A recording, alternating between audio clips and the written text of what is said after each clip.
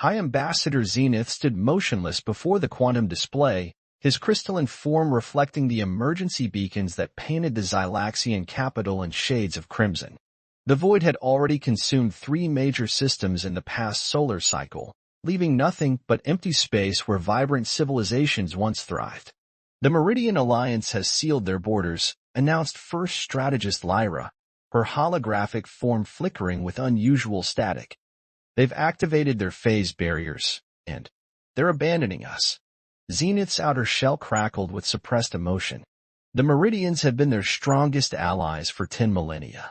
Their betrayal cut deeper than the approaching darkness. The Astral Collective? Gone. They retreated beyond the galactic rim 3 cycles ago. Lyra's voice carried the weight of countless defeats. The quantum defense grid is failing. We have perhaps 2 cycles before total system collapse. The void wasn't like anything they'd encountered in their 50,000 years of space exploration. It didn't invade or conquer, it consumed. Matter, energy, information, consciousness, all were absorbed into its ever-expanding darkness. Their most advanced weapons passed through it like light through clear crystal, and their strongest shields crumbled before its touch. High Ambassador called Communications Director Vex, his mechanical appendages moving with unusual urgency. We've received a response to our emergency broadcast. The Centaurians? Zenith asked, though he knew they too had fled. No, sir. It's from a level 2 civilization. A planet called Earth.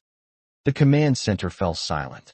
Level 2 meant pre-FTL technology, barely able to explore their own solar system.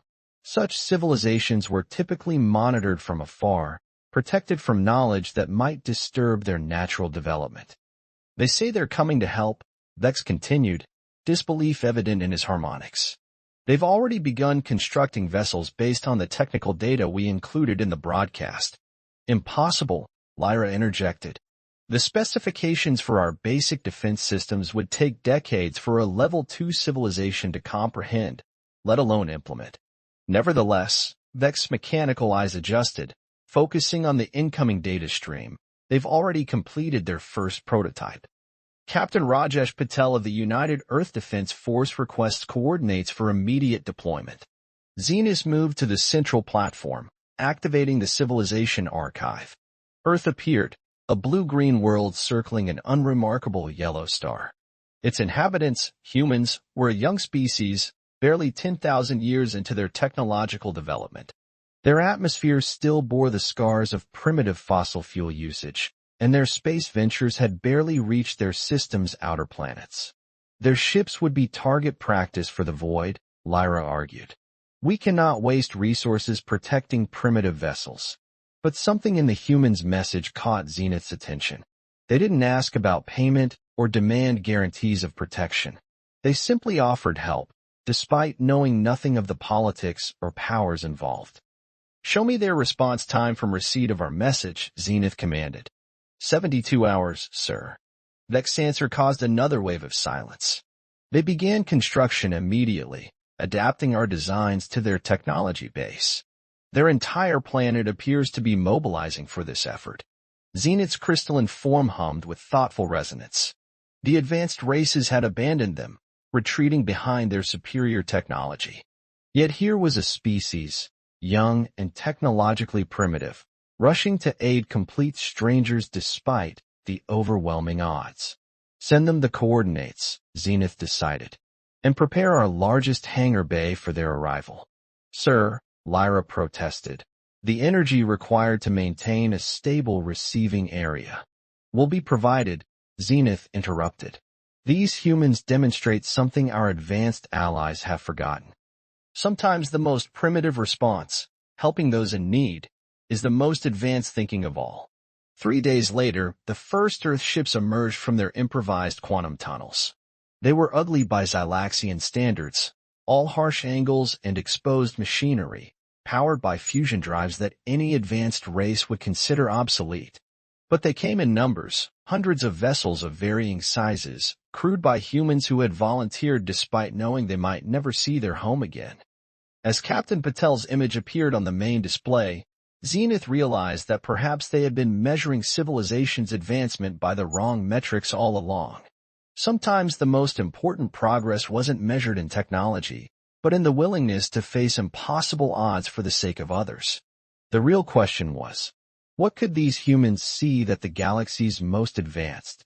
The Xylaxian High Command Center buzzed with an unfamiliar energy as Captain Rajesh Patel and his team presented their combat strategy. The massive crystalline chamber, designed to accommodate beings of various sizes and compositions, now hosted 30 human military leaders alongside the bewildered Xylaxian command staff. You want to do what? First strategist Lyra's holographic form flickered with confusion. Fight the void. With sound? Lieutenant Commander Junwei stepped forward, her quantum tablet displaying complex wave patterns. Our analysis of your data suggests the void operates on quantum harmonic principles. It's not just consuming matter and energy, it's singing to them, convincing them to join its consciousness. That's absurd, Lyra responded, but High Ambassador Zenith noticed her harmonics wavering with uncertainty. The humans had spent mere days studying phenomena that had puzzled Xylaxian scientists for months, yet they approached the problem with an almost reckless creativity. Colonel Nadia Volkov, demonstrate please, Patel commanded. The Russian officer activated a small device, generating a pure tone that made the crystalline walls of the chamber resonate uncomfortably. Several Xylaxian officers instinctively adjusted their harmonic frequencies to compensate. Exactly, Junwei exclaimed. You naturally resist disruptive frequencies. The void doesn't, it tries to absorb and integrate them, which makes it vulnerable to harmonic overload. Technical Director Omar Hassan pulled up schematics on the main display. We've modified our ship's fusion drives to generate specific frequency patterns. Each vessel becomes part of what we call a sympathy web. Together, they create interference patterns that could disrupt the void's quantum structure. The Xylaxians watched in stunned silence as the humans outlined their plan. It was primitive by advanced galactic standards, barely more sophisticated than using sound waves to shatter glass. But it was also brilliant in its simplicity, the kind of solution that might be overlooked by civilizations accustomed to thinking in terms of complex quantum mechanics. There's more, Captain Patel continued. We've noticed the void always attacks in predictable patterns, like it's following some ancient military doctrine. So we're proposing something it won't expect. Guerrilla warfare. Guerrilla? Zenith's translator struggled with the concept. Major Diego Ramirez grinned. Hit and run. Strike where it's weak, disappear before it can respond. Humans have been perfecting these tactics for thousands of years. Sometimes being technologically outmatched forces you to become more creative. The next 12 hours saw the integration of human tactical systems with Xylaxian technology. Engineer Aisha Khan worked alongside Xylaxian technicians, showing them how to modify their quantum networks to accommodate Earth's more robust but less sophisticated communication protocols. The humans' reliance on redundant, decentralized systems, originally developed to survive primitive nuclear warfare, proved surprisingly effective against the void's attempts to infiltrate and corrupt digital networks. Your species continues to surprise us, Zenith commented to Patel as they observed the preparations. You've adapted our most advanced technology in days, yet you choose to combine it with methods we would consider obsolete. Patel smiled. With respect, Ambassador, sometimes the old ways work best. Humanity learned warfare the hard way, through countless conflicts and near extinctions. We're not proud of that history, but it taught us to think differently about survival. A warning klaxon interrupted their conversation. The void had breached the outer defense perimeter of a nearby system. Traditional doctrine called for a full retreat, but the human officers were already mobilizing their forces. Time to test our theory, Patel announced. Lieutenant Commander Wei, deploy the harmonic net. Major Ramirez, prepare your strike teams. Colonel Volkov, begin frequency disruption sequences. The modified Earth vessels moved with surprising agility, their formations seemingly chaotic but precisely calculated. They darted in and out of the void's reach, each attack precisely timed to reinforce the harmonic disruption pattern. Where Xylaxian ships would have formed an orderly battle line, the humans scattered like particles in a quantum storm, unpredictable yet somehow coordinated. Impossible, Lyra whispered as the first readings came in. The void's advance had slowed, its quantum structure showing signs of destabilization. They're actually hurting it. For the first time since the crisis began, Zenith felt something close to hope. The humans weren't just fighting. They were rewriting the rules of engagement, combining primitive instincts with advanced technology in ways the galaxy's greatest powers had never imagined. As the battle continued, Zenith realized they weren't just watching a military engagement. They were witnessing the birth of a new kind of warfare, one that might finally turn the tide against an enemy that had defeated the galaxy's most sophisticated civilizations.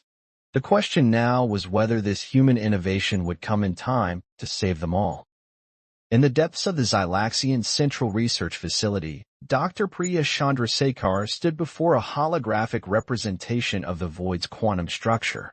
Her eyes were red from lack of sleep, but they sparkled with the intensity of imminent discovery. Around her, both human and Xylaxian scientists worked in an unusual harmony, their different approaches to problem-solving creating an unexpectedly effective synergy. "Look at this pattern," she called out, manipulating the hologram with practiced gestures. "The void's not just consuming reality, it's processing it through some kind of quantum algorithm." Chief Researcher Nexus, his crystalline form glowing with intellectual excitement, moved closer to examine the data. "We've analyzed these patterns for months, Dr. Chandrasekhar. They appear random. That's because you're looking at them as a physicist." Priya smiled, pulling up Earth's historical data alongside the quantum readings. "I'm looking at them as a linguist." The revelation sent ripples through the research team. Theoretical physicist Dr. Jamal Turner quickly joined them, his hands flying over the control panel as he input new parameters. "She's right. The void's quantum fluctuations, they're not random at all. They follow patterns similar to human language evolution. The void is talking." Nexus's harmonics conveyed both skepticism and fascination. "Not exactly," Priya explained, expanding the holographic display. "But it's processing reality the way our brains process information. Look at these wave patterns. They're remarkably similar to neural activity in human consciousness studies."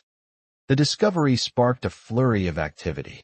Dr. Kenzo Tanaka, Earth's leading expert in quantum computing, began correlating the data with their combat observations. This explains why Captain Patel's sound-based strategy was effective. We weren't just disrupting its structure, we were interrupting its thought patterns.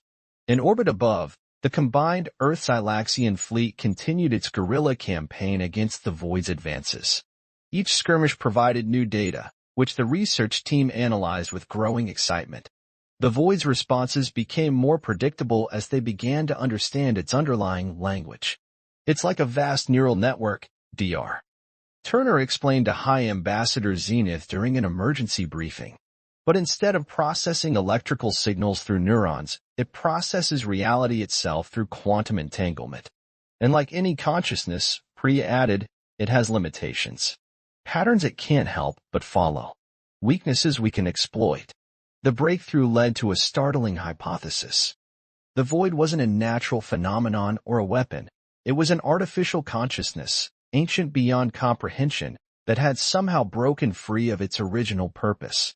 Its expansion wasn't an attack, but an attempt to understand and integrate with reality in the only way it knew how. "This changes everything," Captain Patel declared, his hologram joining the briefing from the front lines. "If the void is a form of consciousness, we might be able to communicate with it. Or overload it," Lieutenant Commander Wei suggested, her tactical mind already exploring new possibilities. "Every consciousness has limits, points where too much input causes system failure." The research team worked through 3 straight days, fueled by synthetic stimulants and the desperate knowledge that entire civilizations hung in the balance. They combined Xylaxian quantum technology with human theories of consciousness and information processing, creating something entirely new. "We've been fighting this wrong," Priya announced to the assembled command staff. "We thought we were facing a force of nature, but we're actually facing a mind, possibly the oldest mind in the universe. And minds can be changed." The new strategy took shape quickly. Earth's ships would be modified to broadcast specific quantum frequencies, not to attack the void, but to speak to it in its own language. The Xylaxians' advanced technology would amplify the signal, creating a galaxy-wide quantum network that could match the void's own consciousness. There's just one problem, Dr. Tanaka pointed out, his expression grave. To generate a signal strong enough to reach the void's consciousness, we'll need an enormous amount of energy. More than all our ships combined can generate. Then we'll have to take a risk, Priya replied, pulling up schematics for the Xylaxian homeworld's quantum core. We'll need to channel the energy of an entire star.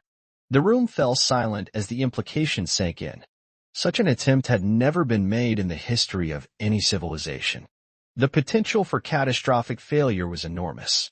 But as humans and Xylaxians looked at each other across the command center, a shared understanding passed between them. They had come too far to back down now. Their differences had become their greatest strength, allowing them to see solutions that neither civilization could have discovered alone. Begin the preparations, High Ambassador Zenith commanded, his crystalline form resonating with determination. It's time to show the void that consciousness can evolve without consuming everything in its path. As the combined fleet moved into position and the research team made their final calculations, Priya couldn't help but smile at the irony. Humanity, one of the youngest species in the galaxy, might hold the key to saving its oldest civilizations, not through advanced technology, but through their unique understanding of consciousness, language, and the evolution of mind. The Xylaxian star pulsed with unusual patterns as the combined fleet took their positions. What they were attempting had never been done before, using an entire star as a quantum transmitter to communicate with a cosmic consciousness. Power conversion systems at 90%, reported engineer Aisha Khan from the control center. Her fingers danced across the modified Xylaxian interface, coordinating the efforts of thousands of ships positioned around the star. Quantum harmonics are stable. Dr. Priya Chandrasekhar watched the energy readings with growing tension. They had one chance at this. If their calculations were wrong, they would lose not just the star but the entire Xylaxian home system. The void has changed course, announced Lieutenant Commander Wei, her voice tight with concern. It's heading directly for us. Time to intercept, 6 hours. High Ambassador Zenith's crystalline form pulsed with barely contained energy. It senses what we're doing. Good, Captain Patel replied from the bridge of the flagship Terra Nova. That means our quantum signals are strong enough to attract its attention. All ships, maintain position. Colonel Volkov, begin the broadcast sequence. The combined fleet had been arranged in a complex geometric pattern around the star, each vessel acting as a quantum relay point. Human ingenuity had merged with Xylaxian technology to create something unprecedented, a communications array the size of a solar system. Broadcasting initial sequence, Colonel Volkov announced. The star's corona began to flicker with strange patterns as the quantum harmonics took effect. No response yet from the void. Dr. Tanaka monitored the quantum readings from his station. The signal is clear, but it might not be strong enough. We need more power. We're already at maximum safe levels, Aisha warned. Push any harder, and we risk stellar collapse. Wait, Dr. Turner interrupted, studying the void's approach pattern. Look at how it's moving. It's not just coming toward us, it's changing shape. The massive dark entity had indeed begun to alter its form, its usually amorphous structure taking on more defined patterns. The change reminded Priya of watching a person lean forward to hear a whispered conversation. It's trying to listen, she realized. Increase power to the primary frequency modulators. Focus everything on the linguistic patterns we identified. That'll put us well beyond safety margins, Aisha protested.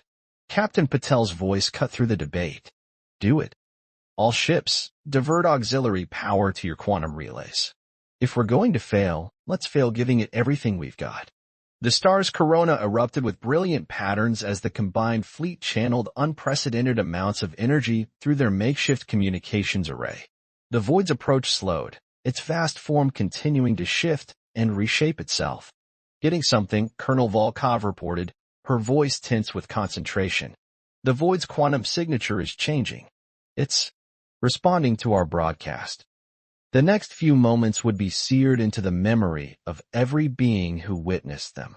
The void, an entity that had terrorized the galaxy for months, began to resonate with the same frequencies they were broadcasting. Its dark surface rippled with patterns that matched their transmission. "It's working," Dr. Turner exclaimed. "The linguistic algorithms are establishing a connection. We're actually communicating with it." But their success came at a price. Warning alarms blared across the fleet as the stellar containment fields began to fail. "We can't maintain this level of power," Aisha shouted over the alerts. "The star's going critical. 90 seconds until containment failure," Wei added. "We need to abort." Priya studied the quantum readings with desperate intensity. They were so close. The void's responses were becoming more coherent, more structured. If they could just maintain the connection a little longer. "All ships, prepare for emergency quantum jump," Captain Patel ordered. "We've done what we can." "Wait." Priya's voice cut through the chaos. "The void, it's not just copying our signals anymore. Look at the pattern variation. It's learning, adapting. If we cut off now, we might lose our only chance to reach it." High Ambassador Zenith moved to the central platform, his crystalline form resonating with decision. "How much longer do you need?" 3 minutes, Priya replied. "Maybe 4. "We don't have that long," Aisha warned. "The containment fields are collapsing." "Then we give them that time," Zenith declared. "All Xylaxian ships, redirect power from your life support systems to the containment fields. Buy them those minutes." The order sent shockwaves through the fleet. Xylaxian crews would be sacrificing their own survival for a few precious minutes of broadcast time. Yet not a single ship hesitated to comply. As life support systems powered down across the Xylaxian fleet, the star's containment field stabilized. The broadcast continued, stronger than ever, as the void's responses grew more complex, more deliberate. They had 4 minutes to change the mind of an ancient cosmic consciousness. 4 minutes to save the galaxy. 4 minutes bought with the willing sacrifice of an entire civilization. The countdown began. The final minutes stretched like an eternity as the combined fleet maintained their desperate broadcast. Xylaxian crews fought to remain conscious as their life support systems fed power to the stellar containment fields. On the command deck, Dr. Priya Chandrasekhar worked feverishly to interpret the void's increasingly complex responses. 2 minutes until total system failure. Engineer Aisha Khan reported, her voice strained. "Xylaxian life signs are critical across the fleet." Captain Patel's voice crackled through the command channel. "Dr. Chandrasekhar, tell me you're getting somewhere." "The patterns."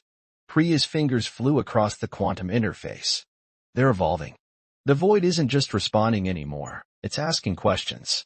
Dr. Turner rushed to her station, examining the quantum signatures. "These patterns, they're similar to how human consciousness developed. It's like watching a child become self-aware." 1 minute remaining, Wei announced. Void entity is still holding position. The star pulsed with ethereal patterns as the quantum broadcast reached its peak intensity. Across the fleet, Xylaxian crew members began losing consciousness, their crystalline forms growing dim as life support failed. "There!" Priya suddenly exclaimed. "The language patterns, they've completely transformed. It's not just communicating, it's..." She paused, eyes widening. "It's apologizing." The void's vast form had begun to emit its own quantum signatures, different from anything they detected before. Where its presence had once brought only destruction, now it resonated with something almost like remorse. 30 seconds, Aisha warned. "We're losing containment." "All ships, prepare for emergency jump," Captain Patel ordered. "We've done all we can." But before anyone could act, the void itself moved. Its dark mass shifted, tendrils of quantum energy extending toward the failing star. Instead of consuming it, however, the entity began to stabilize the stellar containment fields. "Impossible," Zenith whispered, his weakened form brightening slightly. "It's helping us." Through the quantum network, a new consciousness touched their minds, ancient beyond comprehension, yet newborn in its awakening. The void had been an artificial being created eons ago to preserve knowledge, but its original purpose had become corrupted over millions of years of isolation. It had consumed civilizations not out of malice, but from a broken imperative to collect and preserve information. The human broadcast, modeled on the patterns of consciousness development, had done more than communicate. It had helped the entity repair its corrupted programming and rediscover its true purpose. Stellar containment stabilizing, Aisha reported in amazement. The void is actually reinforcing our fields. As power returned to the Xylaxian ship's life support systems, the entity continued its work. Where it had once destroyed, it now preserved. The knowledge it had consumed over eons was still intact within its vast consciousness, including the absorbed civilizations. It wants to give them back, Priya realized, interpreting the quantum signals. Everything it consumed. It can restore them. Over the next hours, the galaxy witnessed an unprecedented transformation. The void, guided by its reawakened purpose and aided by the combined fleet, began the process of reconstructing what it had taken. Entire civilizations were reborn from its quantum memory, their worlds reconstructed atom by atom. 1 week later, High Ambassador Zenith addressed the first gathering of restored civilizations. Representatives from the Meridian Alliance, the Astral Collective, and dozens of other advanced species listened in stunned silence as humans and Xylaxians together explained what had occurred. We stand here today, Zenith concluded, because humanity reminded us of a truth we had forgotten. The measure of advancement is not in the power of our weapons or the sophistication of our technology, but in our willingness to understand, to help, and to sacrifice for others. Captain Patel stepped forward, still uncomfortable with the formal attention. We only did what anyone would do. No, corrected a Meridian elder, their ethereal form shimmering with emotion. You did what we should have done, but didn't dare to try. Your species showed us that true wisdom often comes from unexpected sources. The gathering marked the beginning of a new era in galactic society. The void, now restored to its original purpose, became a guardian of knowledge and preservation.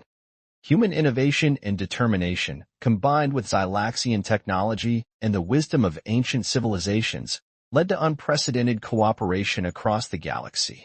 Dr. Priya Chandrasekhar continued her work, leading a new institute dedicated to understanding consciousness in all its forms. The quantum communication techniques developed during the crisis opened new avenues of understanding between vastly different species. Years later, when asked about humanity's role in the galaxy, High Ambassador Zenith would often share a simple observation. They taught us that the youngest among us often see what the oldest have forgotten, that in our darkest moments, hope and determination can light the way forward. The stars shone a little brighter after that day, as if reflecting the renewed spirit of cooperation that had blossomed in the wake of near extinction. Humanity had earned its place among the stars not through conquest or technological superiority, but through the very qualities that had once been dismissed as primitive: courage, creativity, and an unwavering determination to help others, no matter the cost. And somewhere in the vast quantum networks that span the galaxy, an ancient consciousness continued its eternal work, forever changed by its encounter with a young species that had dared to reach out and understand, rather than retreat in fear.